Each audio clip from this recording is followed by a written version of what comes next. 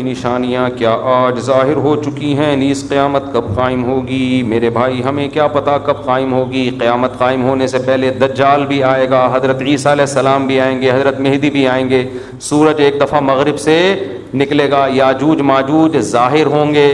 کچھ قیامت کی علامتیں تو ظاہر ہو چکی ہیں، حدیث میں آتا ہے عرض حجاز سے ایک آگ نکلے گی جو اونٹوں کی گردنوں کو روشن کر دے گی، یہ 7ویں صدی ہجری میں یہ آگ نکل چکی ہے، تقریباً محدثین کا اتفاق ہے 700 سال پہلے 7ویں صدی ہجری میں آگ نکلی تھی بہت بڑے پیمانے پر عرض حجاز میں، تو وہ تو ایک نشانی ہو چکی ہے۔ تو کچھ نشانیاں ہو چکی ہیں، زیادہ تر نشانیاں کیا ہیں باقی؟ ایک نشانی یہ تھی، حدیث میں آتا ہے کہ یہ جو عرب لوگ ہیں نا، جو اونٹوں کے چرواہے، بکریاں چرانے والے غریب غربا، یتطاولون فی البنیان، ایک دوسرے سے بڑھ چڑھ کے بلڈنگیں بنائیں گے۔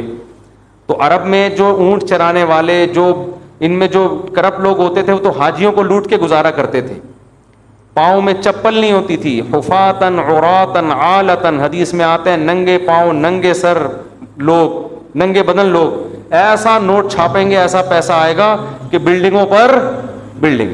تو یہ تو دبئی میں آپ شارجہ میں دیکھ لو، اب سعودی عرب بھی بنا رہا ہے، ایک بڑا شہر آباد کر رہا ہے، اور برج خلیفہ اتنی بڑی بلڈنگ بنا دی کہ اس کو آدمی دیکھتا ہے تو ٹوپی سر سے گر جاتی ہے اس کی۔ تو یہ بھی قیامت کی علامت تھی جو پوری ہو چکی ہے۔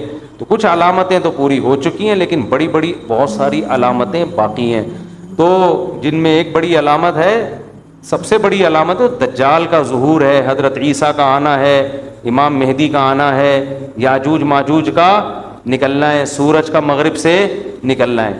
بات آ گئی ہے تو ایک دلچسپ بات کیا ہے، آپ نے قیامت کی پہلی علامت بتائی کہ باندی اپنے آقا کو جنے گی، یعنی لونڈی اور غلام سے جو بچہ پیدا ہوگا وہ ماں کا بیٹا کم اور ماں کا باپ بولو زیادہ، ماں کا مولا اور ماں کا آقا زیادہ ہوگا۔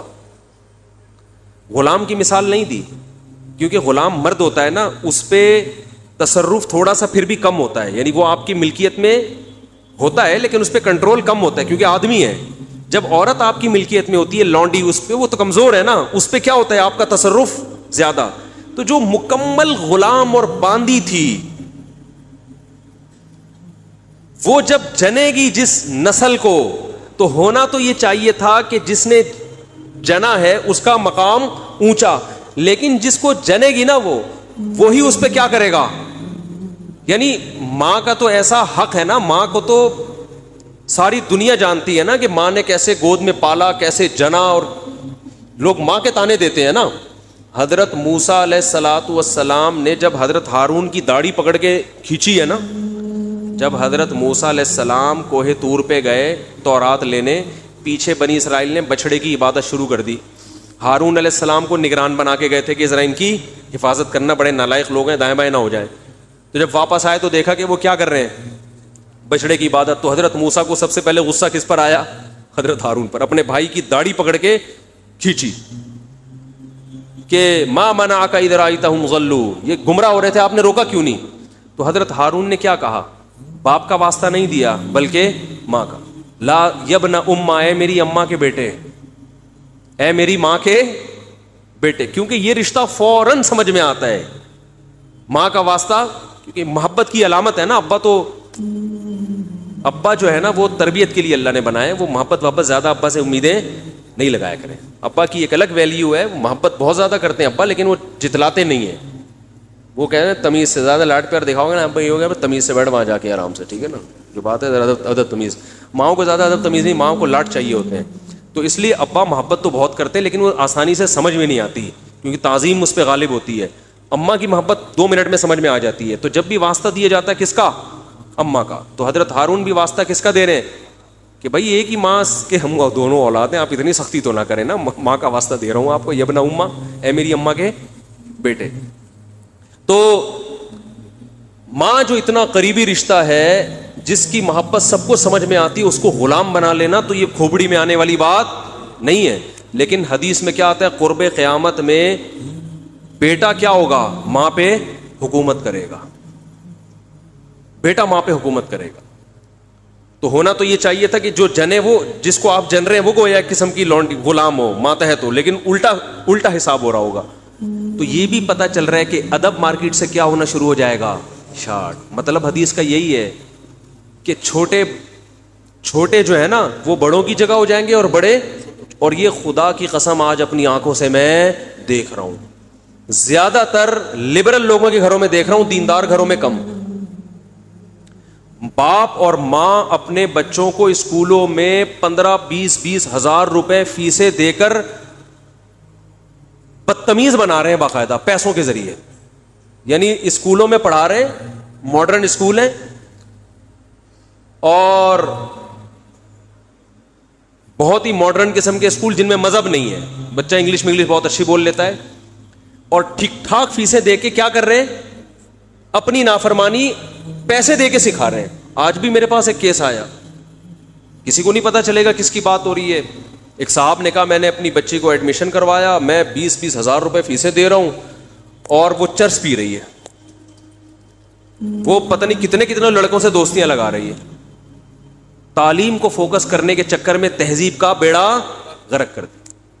یعنی گویا کہ پیسے دے کے باقاعدہ کیا کیا جا رہا ہے؟ اپنے بچوں کو خراب کیا جا رہا ہے.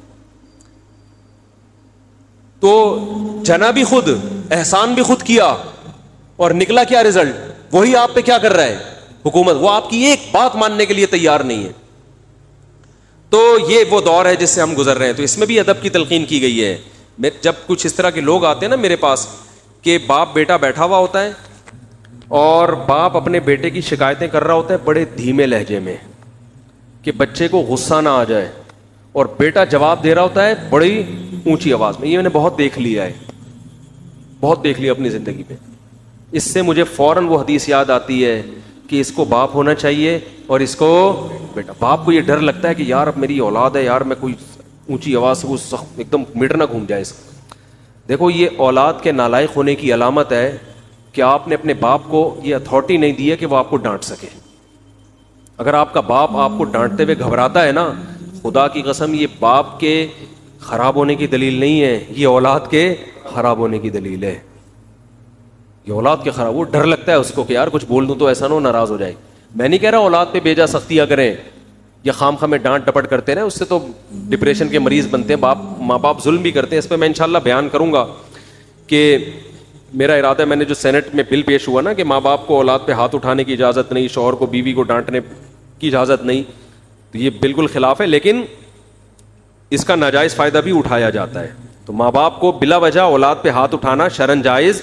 یا آج ایک صاحب بحث کرنے لگے کہ مجھے اجازت دی ہے شریعت نے کہ میں اپنے بچے کو تھپڑ مار سکتا ہوں. میں نے کہا آپ کو اجازت شریعت نے نہیں دی ہے کہ بلا وجہ آپ اپنے بچے پہ ہاتھ اٹھائیں, اور خاص طور پہ نابالغ پہ. نابالغ کے حقوق اسلام میں بہت زیادہ ہیں. ماں کو اجازت نہیں اپنا غصہ آپ کسی اور پر ہے نکال کس پہ رہی ہے. میں نے ماؤں کو دیکھا ہے طبیعت خراب ہے جھنجلا رہی ہے, بچے کو پڑھ کے طبیعت سے کوٹ دیا اس کو, وہ بیچارہ. بعض بچے ماں کی چنگیز خان جیسی مائیں ہوتی ہیں, وہ بچے ٹھٹر کے ان کی جو گروتھ ہے نا وہی رک جاتی ہے ان کی. اتنا سختی کا ماحول انہوں نے گھر میں دیکھا ہوتا ہے. تو یہ نہ باپ کے لیے جائز ہے اور نہ ماں کے لیے. تو اس میں علماء کے واقعات بھی سناؤں گا کہ اپنی اولاد کو مارنے سے پہلے کیا ان کے اصول تھے کہ ہم زیادتی نہ کر بیٹھے.